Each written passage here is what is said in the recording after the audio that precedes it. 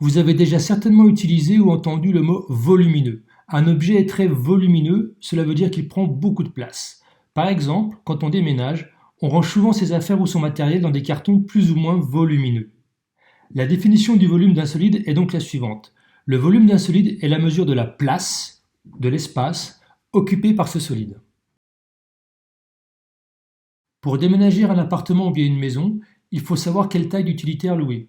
La taille de l'utilitaire se mesure en mètres cubes. Elle correspond au volume que l'on peut charger dans l'utilitaire. Il existe en fait différentes unités de volume, mais l'unité de volume légale, c'est-à-dire partout reconnue, est le mètre cube. Ce volume correspond au volume d'un cube de côté égal à exactement 1 mètre. Concernant les conversions d'unités de volume, il faut uniquement retenir deux choses. Tout d'abord, pour passer à l'unité de volume inférieure la plus proche, on multiplie toujours par 1000. Deuxième et dernière chose à retenir concernant les conversions d'unités, pour passer à l'unité de volume supérieure la plus proche, on divisera toujours par 1000. Premier exemple, convertir 0,2 km3 en hectomètres cubes. Dans cet exemple, on souhaite convertir un volume exprimé en kilomètres cubes en un volume exprimé en hectomètres cubes, c'est-à-dire dans l'unité de volume immédiatement inférieure. Pour cela, on va donc appliquer la première règle et on va donc multiplier 0,2 km3 par 1000. On obtient 200 hectomètres cubes. Deuxième exemple, convertir 253 cm3 en décimètres cubes.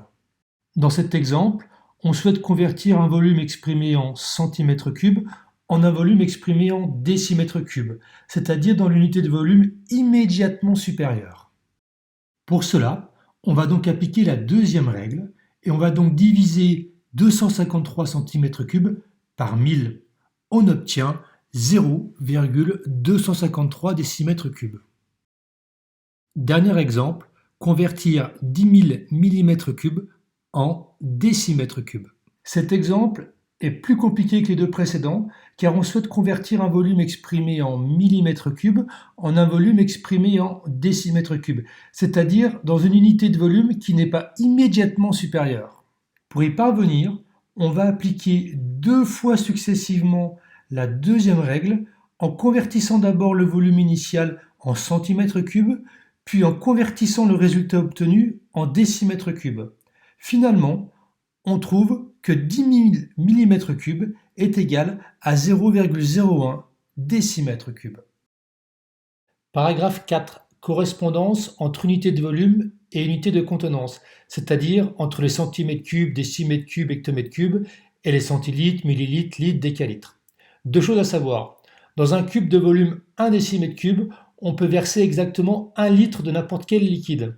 Autrement dit, on peut écrire que 1 litre, c'est égal à 1 décimètre cube. Deuxième chose à savoir, dans un cube de volume 1 cm3, on peut verser exactement 1 millilitre de liquide. Autrement dit, on peut écrire que 1 millilitre est égal à 1 cm3. Premier exemple, convertir 0,58 litres en décimètres cubes. Puisqu'un litre est égal à 1 décimètre cube, alors 0,58 litres est égal à 0,58 décimètres cubes. Deuxième exemple, convertir 253 cm3 en millilitres. Puisqu'un cm3 est égal à 1 millilitre, alors 253 cm3 est égal à 253 millilitres. Troisième et dernier exemple, convertir 1 m3 en litres.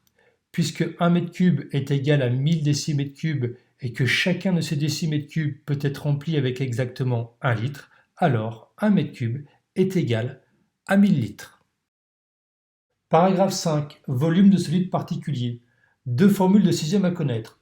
Tout d'abord, pour calculer le volume d'un pavé droit, on multiplie sa longueur par sa largeur par sa hauteur. Et puisqu'un cube est un pavé droit dont toutes les arêtes ont la même longueur, pour calculer son volume, on multiplie son côté par son côté par son côté.